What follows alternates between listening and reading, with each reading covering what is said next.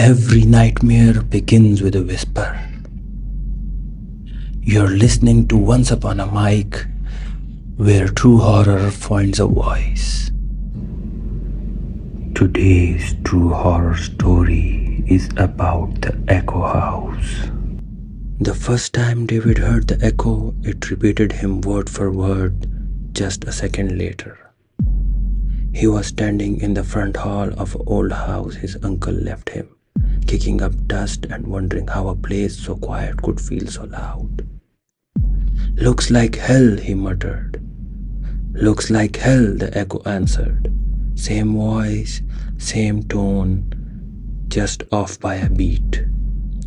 David spun around. Nobody there, just warped floorboards and a sun-bleached photo of a family he didn't recognize. He was tired, long drive, nothing more. The house stood on the edge of Hemlock Valley, 2 miles past anything resembling the town. It was shaped like an old preacher's box, long, plain, and grim, with a porch sagging under the weight of its own regret. David wasn't planning to stay long. A few days to sort out the paperwork. Maybe flip it, maybe burn it. He unpacked the bare minimum: a duffel bag, a six-pack, and his dead father's Zippo. The lighter clicked with an old metal snap, giving off more comfort than heat. It was when he cracked open the first beer that the echo did it again. He burped. It burped back. For the first 2 days, David convinced himself it was an acoustic quirk: old wood, hollow halls, maybe even some kind of a weird reverb. He'd seen videos on TikTok about places like this. Old houses are memory machines, one guy had said. Yeah, maybe, but memory didn't talk back. On the third night, he tested it. He said, "You're just me, right? You're just me, right?" The echo replied. Same cadence, same breath, but something felt sticky, like the echo wasn't coming from the walls, but somewhere else, somewhere behind them. It was 3:15 in the morning when the echo got it wrong. David had just stubbed his toe in the hallway and yelled, "God damn it!" But the echo said, "Don't leave." Just like that, clear as day, like it had been waiting for the right moment to speak up. David froze, one hand on the wall. The air got colder. Not old house cold, basement more cold. He called out, "Who's there?" The silence was thick, greasy, and then, "Don't leave." The voice wasn't his anymore. He didn't sleep that night, piled a chair against the door and sat with a Zippo in one hand and a claw hammer in the other, just in case. In the morning, he searched the house from attic to crawl space. No speakers, no intercom, no signs of squatters. But in the basement, he found something he hadn't seen before: a narrow corridor behind a set of shelves, barely wide enough for one man. It led to a tiny, sealed room. Inside, nothing but a rusted cot and scratch marks on the brick wall. Thousands of them, like someone had been counting days or begging to be let out. By the 5th day, the echo didn't wait for him to speak. David would breathe, and it would mimic him. He'd shift his weight, and it would groan before the floorboards did. It started saying things unprovoked. "Where did she go? You left me here. Still hungry." Sometimes it cried, a low animal sob that crawled under his skin and coiled around his spine. David stopped drinking. He stopped going downstairs. The house seemed to breathe now, slow and rattling. The town sheriff came by on the sixth day. Place still standing, huh? The sheriff said, peering through the screen door like it might bite. You know anything about it? David asked. The man's jaw tensed. Just stories. What kind of stories? The sheriff scratched his head.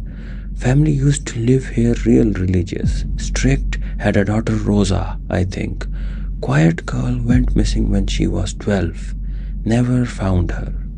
Jesus, her father claimed she ran off, but folks, they say she was kept down there in the dark. Said the house still talks like her. David didn't respond. That night, David asked the house, Is your name Rosa? The echo didn't reply, but when he turned to leave, it whispered, I remember you. He froze. His breath caught. No, you don't, he said. The echo said, You watched. You let him lock me in. David stumbled back. No, I never lived here. I don't even know you. But the voice had changed. It wasn't mimicry anymore. It wasn't an echo. It was her.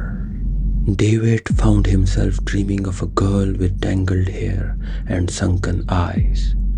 She'd sit in the corner of the basement, knees pulled to her chest, whispering to the bricks. He dreamed of locks turning, of screams muffled by the floor above. He dreamed of himself, a boy watching through the keyhole. Every time he woke up, his mouth tasted of rust. His hands ached, and the echo would greet him. I'm still here. On the final night, David decided to destroy the room in the basement. Torch it, burn whatever held the voice inside. He doused the floor with gasoline, stood there with the Zippo in hand, shaking. That's when he heard the laughter, small, childlike, broken. You always light things when you're scared, the voice said. Like Dad. He dropped the lighter. It didn't fall. It hovered. The air thickened. The walls trembled. He heard footsteps behind him, bare, slow, wet. You could have let me out, Rosa said. He turned. There she was. Or what was left of her. She didn't walk. She crawled. Her joints bent the wrong way. Her skin, the color of dust and old bruises. David backed away, but the hallway stretched until it was a mile long and closing in. You watched, she said.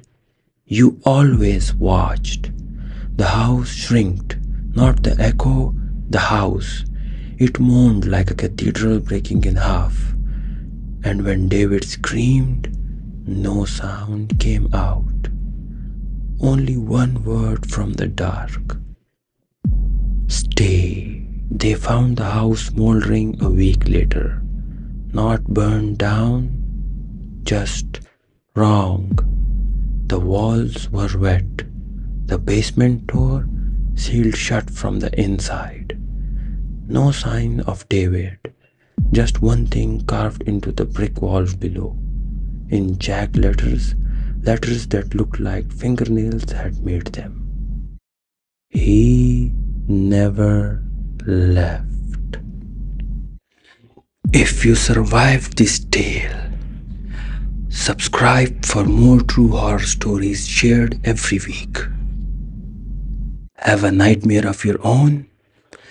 Drop it in the comments, and you might just hear your fear come to life. Once upon a mic.